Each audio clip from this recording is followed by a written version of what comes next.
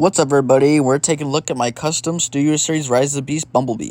So first, let's go over the packaging for this guy. So it's your standard deluxe, packaging and whatnot. Got some nice renders of Bumblebee here. Right on the front there, got the Rise of the Beast logo and everything. Windowless packaging, of course. You got the Takara Tomy, Transformers Generations down the side and everything like that. Very decent render, Bumblebee. He's number 100. On the side here, you got a look at Bumblebee, of course. Got the plastic-free packaging, frickin' stupid stamp of approval down there. Render Bumblebee on the side, looking pretty good. Just product shots on the back. Very nice was it GM sticker there? Yeah, it looks like a GM sticker. And you got another render of Bumblebee on the other side there as well. Nothing too much at the top, nothing too much going on. But I did notice something. When you open these boxes, it actually says Transformers More Than Meets the Eye on top. I did not know that until now. But that is pretty much it for the packaging. And of course, with every Studio Series figure you do get a backdrop to go along with it. And unlike my Mirage review, this backdrop makes a little bit more sense because this is the final battle of the movie, and I think it looks really nice. Again, I love that they add these in, even though I don't use them. So let's take a look at it.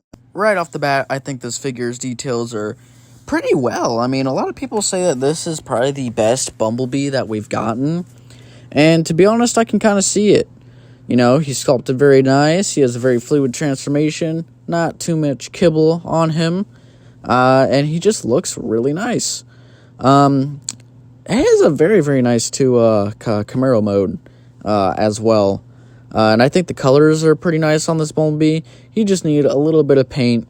But that's what I'm here for. So I paint him up and weathered him down quite a bit just to give him that kind of movie look. And I think he came out pretty well.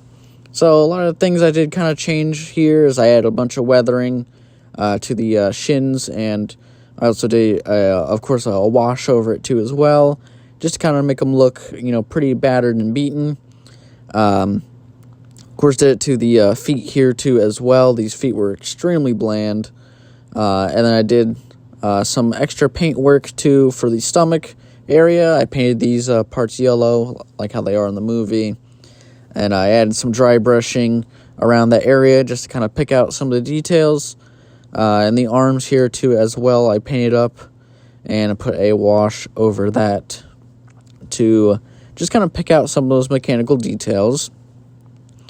And of course with the shoulders here too as well, add some silver and put a wash over that because he has a lot of really nice mechanical detail. It just needed to be picked out a little bit just to kind of make the figure pop.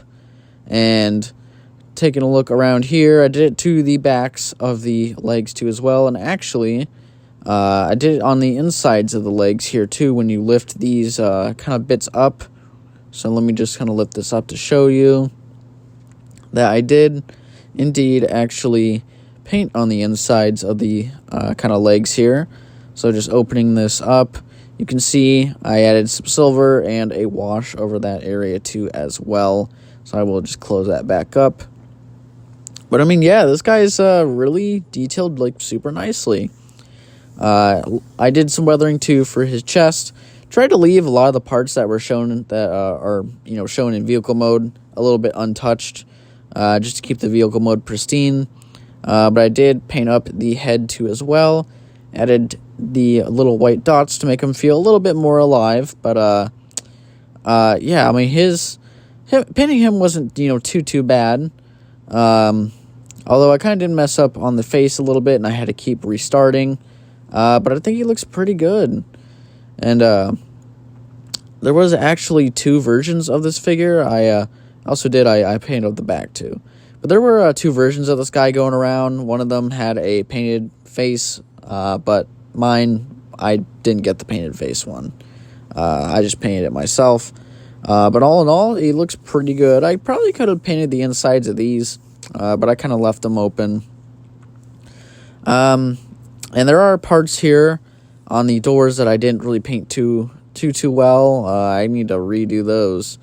But I'll go over more of that in the vehicle mode. But all in all, this guy is sculpted very nice, and with a little bit of paint job on him, he looks pretty good. And I know why people are saying he's a good Bumblebee. So now let's talk about articulation. So let's get down to his articulation, shall we? So as far as his head goes up about that far, down about that far.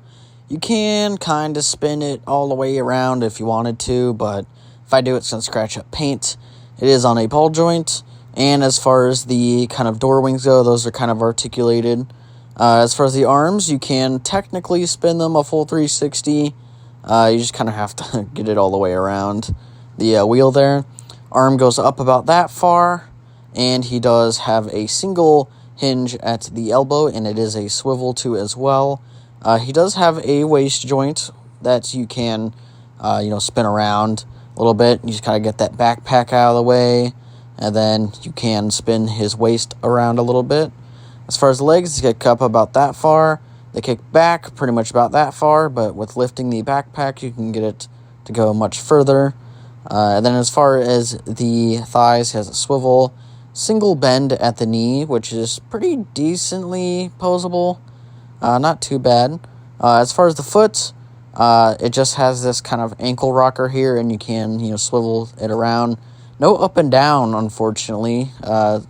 Mainly due to transformation, I'm guessing, but he's not exactly the most articulated, but he will get into some poses. As for accessories, you do get, for the first accessory, his blade. And it's sculpted, pretty nice, detailed pretty nice. Of course, I did, paint it in silver and, give it a wash, too, as well. Didn't do too much to his accessories. Just, kind of the bare minimum, but it got the job done pretty well, I think. Painted it all the way through, too, as well, on the inside there.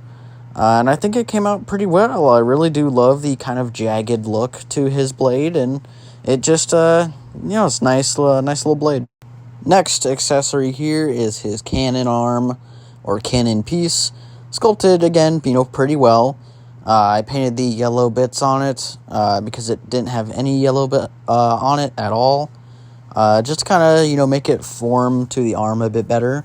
But it's sculpted pretty nice. And it's, it's pretty faithful to what his cannon looked like in the actual movie. Gave it a little bit of a dry brush. Didn't really paint the gun barrels all that much, or at all for that matter. Just kind of dry brushed it, and then painted the yellow bits on it to make it look a little bit more accurate. And I think it looks nice. I really love the kind of sculpted work that went into this weapon. He has a very interesting hand cannon look to him. Yeah, it's pretty cool, and I really do like the way that it works. So the integration of his accessories, pretty straightforward with the blade here. You can put it on either arm. You can just put it on here using these two tabs, and they will just slot into those two tabs on the arm right there. You just kind of take it and plug it on, and I think it looks pretty well. You can put it on either arm if you want. So you can have it on that arm, or you can take it and put it on this arm, depending on which way you want it, and which way you want the blade edge kind of facing. But then with the cannon, I really love how they do this, with the kind of making it look like it transformed out of the hand. You just take that peg and put it into the hand right there, and it just goes right on in, and it looks like it transformed right out of his arm. Now, unfortunately, you only have one cannon for one certain side of his arm, so you can only use it with one of his arms. Now, with all that out of the way, let's get down to the scale. Now, as for scale, we're going to scale him with some Autobots first here. So, of course, we got the Rise of the Beast Byway Optimus Prime here. And I think he scales pretty fairly well to the Byway Optimus Prime. Now, this Optimus Prime is the same size as the official Studio Series version, so I'm not too worried about scale there. Then here we have him next to the Studio Series Core Class RC, which I'm surprised I haven't done a video on. I've been meaning to do it. I might group her up in a different video, maybe. I'm not sure. But that's how Bumblebee scales with those two. Now, bringing on the disappointment of the movie, here he is next to Pablo, or Wheeljack, if you want to call him that, but we gotta flip off the Wheeljack. He's kind of mid. But, he does, scale pretty decently well with Pablo, but, fuck Pablo. Yeah, not too bad. They didn't really do too much together in the movie. But, of course, bringing in someone who did do a lot in the movie and a character that is far better, which is the Studio Series Mirage. Make sure to check out that video also. And here we have the Autobot team themselves, and they all look really, really good together. Yeah, I mean, this is the best Autobot team, I think, that we've ever had since 2007. But, I mean, yeah, he scales really well, and all these guys scale really well with each other. We're almost done with the scaling, but we got to take a look at how he scales with the Terracons. So, of course, here he is next to my leader class custom Scourge, and I think he scales pretty decently well, just about how they looked in the movie. And, of course, here is Battle Trap, my custom Battle Trap, too, as well. And I think they look pretty decent to each other. And, of course, got to bring in Nightbird because we got to have the full Terracon team up next to Bumblebee right here. And, honestly, I think they all scale pretty well with each other. I think Nightbird maybe should be a little bit bigger. But that's just my opinion. Other than that, I think he scales pretty well with these guys. And it's definitely going to be really cool to recreate some of the scenes between Bumblebee and Scourge. But anyway, let's get down to the transformation. So when it comes down to the transformation, this guy's actually pretty straightforward. So we're just going to straighten out the arms here. The next what we're going to do is flatten out his door wings. Going to come to the back here, and we're just going to fold out technically the roof of the car. So we're just going to fold that out and make sure it's all, folded out and everything. Going to lift this up here, try to get it over the kind of head just a little bit. Next what we're going to do is come to the chest, these little bits here. We're going to angle these down. And then next what we're going to do is just straighten these arms out. Then we're going to take the front part of the car here, lift it all the way up. So that way it goes over the head. And then next what we're going to do is we're going to work on these legs. So next step here, we're going to take this piece, kind of swivel or hinge it out like so. Take the foot, rotate it, and kind of just accordion this in, and it will just fold on in like so. Then next we're going to take this kind of part of the car, and then we'll just kind of swivel around, but we had to pull the foot out first there because I kind of missed that step. Oops. Then same thing on the other side, so just kind of hinge this section out, and then take this back piece of the foot, rotate it so that way it's facing the correct way. Then just kind of hinge this foot on in, and it should just snap in pretty securely, and it will just sit in there. Then next what we're going to do is we are going to just kind of combine the legs together. They snap at two sections, so you'll snap that together like so. Then next what we're going to do is just take the front part of the car, move it all the way forward. We will have to angle these two headlight pieces just a little bit more just to get it to actually clear, and it should just snap down like so. And then make sure this is all secured and all lined up. Make sure the roof of the car is kind of slightly tabbed underneath the legs there. And then next what we're going to do is take these arms, kind of swing them down in a way, and then rotate them there at the shoulder. Do the same thing for the other arm, swing it in, rotate at the shoulder, and then you should have something that looks along the lines of this. And then next what we're going to do is just kind of take the arms and tab them in, But first, we're going to take these wheel sections and swing them forward, and then take the doors and just kind of swing them, in a little bit. So you kind of just do all three at once along with each other, so that way everything goes in smoothly without anything knocking into each other. And then lastly, we just peg these, technically tab these doors in. So just tab this door in, and then go ahead and tab this door in too as well.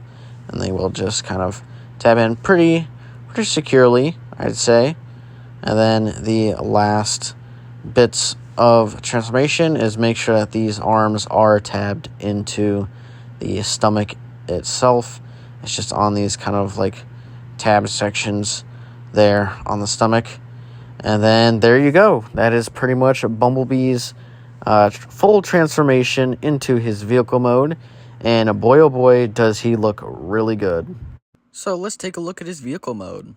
Now, as far as the vehicle mode is concerned, this is actually considered, to many Transformers fans, the most perfect version of the clunker, kind of old school mode for Bumblebee that has been made yet, and honestly, I can see why, but as you can see, it's painted pretty well. Some of these, like these stripes are pretty nice. I'm not sure if the ones on the top are accurate or not. I was been hearing around that it's not that accurate, but I still think it's pretty cool. I really do like the louvers on the back here in a very nice matte finish, black there. Love the smoked out windows, taillights, and back section are painted up pretty well. Not sure if it's 100% accurate, but it's painted up pretty decently.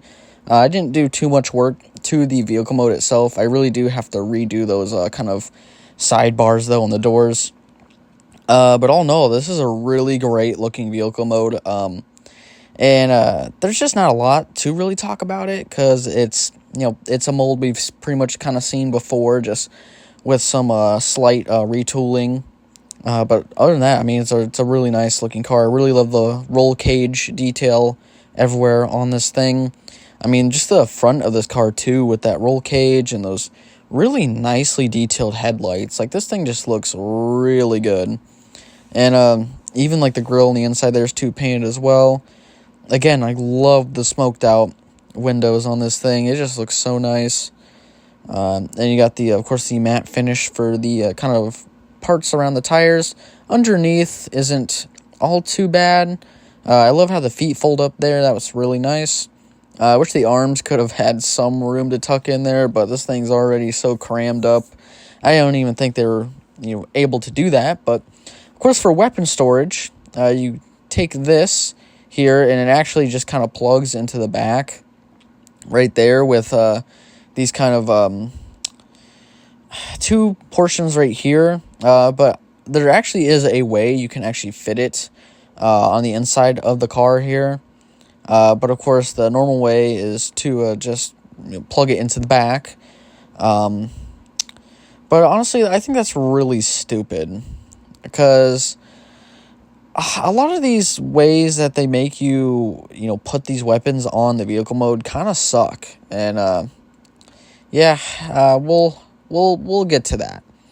But he does roll on all four wheels, which is pretty nice and standard for a vehicle mode. Not really a whole lot to talk about this guy. It's just a nice looking Camaro mode, and that's pretty much it. Overall, decent looking vehicle mode. Can't really complain. As far as the weapon storage though is concerned, the blade you can just stick into here and just tabs right on in, which is kind of cool, because the way the legs are, it kind of outlines and shapes the kind of blade section, which honestly is pretty cool. And as for the official way to plug in the cannon, of course, you just plug it onto the back, which is kind of stupid in my opinion. It doesn't really look good at all, but if you actually slide it under this blade here, you can actually have it on the inside of the vehicle mode. Of course, you have to take the blade off first, but if you just place in the cannon with the barrel side down, like so, and then you place in the blade, it should actually lock it into place and keep it there. So if you do that, it will just lock that into place. You can keep it there, and it actually fits in there quite nicely. So definitely much better weapon storage if just in case if you were wondering. Of course, it's about that time we get into vehicle mode comparison, and then we take a look at the final thoughts. So, of course, first starting with the smallest, we'll take a look at RC here. And they don't look too terrible next to each other. They're not too bad. Although, again, I think this RC is a little bit short. Or, actually, no, a little bit too big. Short's not the problem. Big's the problem. Yeah, I think this RC is a little bit too big as far as the vehicle mode is concerned. And even parts of the robot mode. But, I think they scale pretty well in robot mode for the most part. But vehicle mode, definitely they are a little bit off. Mainly due to RC.